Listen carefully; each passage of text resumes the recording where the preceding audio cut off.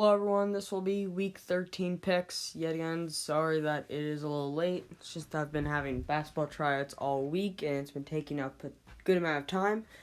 So sorry that's a little bit late yet again, and hope you enjoy it.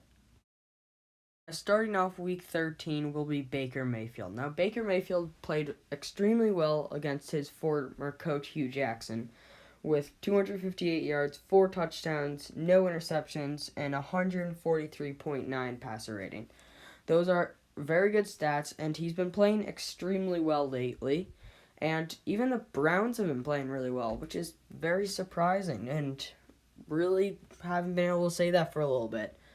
Will they make the playoffs? Probably not, but that's not what we're talking about. We're talking about Baker Mayfield. This week he will be going up against the Texans defense, so that is a pretty good defense. So this year, with J.J. Watt, Jadeveon Clowney, very good pass rush. I still do think he will be able to play well. He's been playing extremely well to go with Nick Chubb, the other rookie. I do also like him this week, even though he isn't in this video. And to conclude, Baker Mayfield is definitely starting worthy this week. The next up is Josh Adams. Now I'm going to try to make this one pretty quick because if he's available in your league, then you should try to pick him up immediately. He's been getting more and more carries. Last week he had 22 attempts, and with those touches he's been playing really well. With last week he had 84 yards and a touchdown to go with a 3.8 average, or yards per carry. That's very good for a running back that last week was his really first time being the starting running back, and he really played well, showed that he has the talent to be a starting running back in the NFL. And if he's available in your league, I definitely think you should pick him up and instantly start him. He will be going up against the Washington Redskins. I've been talking them up pretty. I think they're very good. I think they're pretty good defense, but I still think Josh Adams is a solid RB2 this week.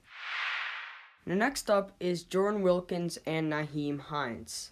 Now, right now you do see Jordan Wilkins, and the next picture will be Nyheim Hines, just to let you know. So these two are both up there because Marlon Mack will be out this upcoming week. And honestly, I do think they'll probably end up splitting the carries, but this is mostly, both of them are very good PPR backs. They're going up against Jacksonville, which they're still a good defense, but they haven't been playing like amazing. And plus, I think that should be a pretty close game with Cody Kessler at the helm. We will talk about that later in this video. I think I would choose Hines over Wilkins just because Hines has been playing more as a third down back and receiving back, while Wilkins is more of a running back, like guy that will take the attempts. But I still like them both. I think Hines is a low RB2 and Wilkins is a solid flex for this week. Now, this should be another person that's probably not available in your leagues, but if he is, you should definitely pick him up. Gus Edwards. He's a running back for the Ravens. He is the starting back and has been playing very well. In the last 2 weeks, he's had 40 attempts, so he's been given the carries of a starting back, but he's been doing what Never mind. Let me just tell you the stats. In the last 2 weeks, he had 40 attempts, 233 yards, a touchdown, and about a 5.9 yards per carry average. Those are amazing stats for a guy that really just started playing and is a rookie.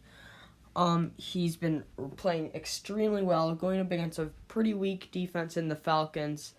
I think he should definitely be owned in your league, and he's probably a very good RB2 this week. Next up, this is Joe Mixon. Now, Joe Mixon is highly likely owned in your league, but this is more of a FanDuel DraftKings type of running back. Joe Mixon will be the focal point of this offense now that Jeff Driscoll will be the quarterback, as Andy Dalton was set on season-ending IR. So Joe Mix, they should be running the ball a lot because I do not think they trust Jeff Driscoll that much. They so last week with Jeff Driscoll for half the game, he had 14 rushes, but also 7 catches. That shows that he's can also play the third down back or receiving back, but they need to give him the carries if they want to be able to win the game. Jeff Driscoll, I do think they are going up against Denver this week. Good defense, and I think they will lose that game and be down good amount, so they will have to force Jeff Driscoll to throw some passes, meaning that Joe Mixon might not get too much volume, but he will be. I think will target him a good amount on this upcoming week. Next up is Bruce Ellington. Now, Bruce Ellington, this is a deep league type of receiver. He will be the wide receiver 2 for the Lions now that as Golden Tate was traded a few weeks ago, and Marvin Jones is now set on IR, leaving Kenny Golladay as the wide receiver 1 and Bruce Ellington as the wide receiver 2. Now, in the last 2 weeks, he has gotten 12 catches, which is pretty good for a wide receiver 2. I think he will get more targets and more catches as he is the number 2 receiver on a pass-heavy team, especially if Kerryon Johnson is out. Then I do not know how much they will give Theo Riddick and LeGarrette Blount the ball, but if Kerryon Johnson does play, I bet he gets less targets, but even if he does, I think he's a good enough start. They're playing against the Rams. They'll be down early. They'll have to throw it early. I do think Bruce Ellington is a good play for this week. Next up is Dante Pettis. Now, Dante Pettis has actually had a surprisingly pretty good season, especially with Nick Mullins at quarterback. With Nick Mullins, he has been the number 2 receiver on the team behind George Kittle, the tight end. If Pierre Garçon and Marquise Goodwin are out, I would say Dante Pettis is a very solid flex. If those two do play, or if one of them play, I wouldn't say you play him. They're going against a pretty weak secondary in the Seahawks, led by Shaquille Griffin. But after him, it gets pretty slim.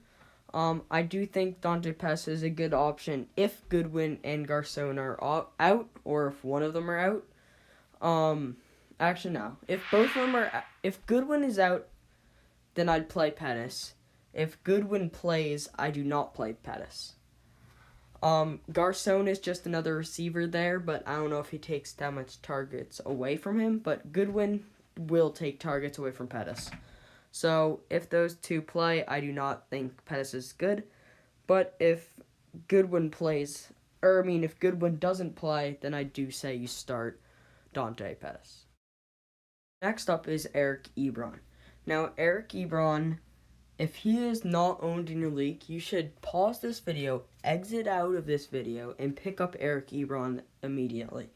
You could argue he's been the best tight end so far this year. So far this year, he has 44 catches, 508 yards, and most importantly, 11 touchdowns. 2 of those touchdowns being last week. He has been a touchdown machine. I think he's on pace for 16 touchdowns in the year, which would be second all-time for tight ends in a season. He's having a great season. Jack Doyle just got hurt, and he's out for the year, meaning that he's the one tight end there. They did pick up Clive Walford, I think, but he's not a threat to his targets or touchdowns. I think Eric Ebron is an amazing tight end this week going up against Jacksonville, and for the rest of the year with Doyle being out. Next up is another tight end that's probably owned in a league in Jordan Reed. Now, yet again, if Jordan Reed is not owned in your league and is available, stop the video, pause, whatever, exit the video, and pick up Jordan Reed right now. He has been on fire lately with 19 targets, 13 catches, 146 yards, and a touchdown. Colt McCoy, the 1.5 games he's played, he's been giving him the ball a lot. especially without Jamison Crowder and Chris Thompson. Jordan Reed is definitely his number one target. Going up against the Eagles should be a very close game. The Redskins are trying to make the playoffs. This is a huge game for them. I think Jordan Reed should definitely get at least 10 targets, which is a lot for a tight end especially. That's a ton of catches. In a PPR league, Jordan Reed is in for sure a top 5 tight end this week. Even in non-PPR, I think he's a top 5 tight end this week. Next up is Matt LaCosse. Now, Matt LaCosse became... He was the starting tight end for a little bit with Jeff Herman out. He is out for the year, making Matt LaCosse the starter. He had 3 catches for 34 yards last week, including a touchdown. That was pretty impressive for him. Going up against Cincinnati this week, I think that's a pretty good opponent for him. Sorry. I think Matt LaCosse can do pretty well, especially if you're in need of a tight end and are trying to get into the playoffs this week. I think Matt LaCosse is definitely a viable option, especially for Evan Engram owners who is out, Jack Doyle fans who needs an ad, or owners, not fans. I think Matt LaCosse is definitely a good option this week. Next up is, yet again, the Colts defense. Now, if you've watched my videos, you would know that the Colts defense has been on the channel multiple times. This week they have another amazing matchup in going up against Cody Kessler. Yes, the Jaguars did bench Blake Bortles for Kessler. I think this is amazing for the Colts. Also, Leonard Fournette will be suspended and out next game. Carlos Hyde, by the way, not a bad option. TJ Yeldon, PPR leagues, not a bad option. Also, I think this is a great matchup. Kessler's obviously, I don't think he's a starting quarterback in the NFL or worthy of one. I think he's guaranteed at least a turnover. I think the Colts defense have a great matchup for this week. Thank you for watching this video. I hope you enjoyed it. Yet again, sorry that it is late. Another side note, I did make an Instagram for this channel. It is th3 dash, or no dash, I don't know. It's The Catch. If you just look up THE uppercase C catch, you'll find it. I just give up injury updates and fantasy advice. You can DM me if you want it. Just one-on-one or something like that. And yeah, please follow me or whatever.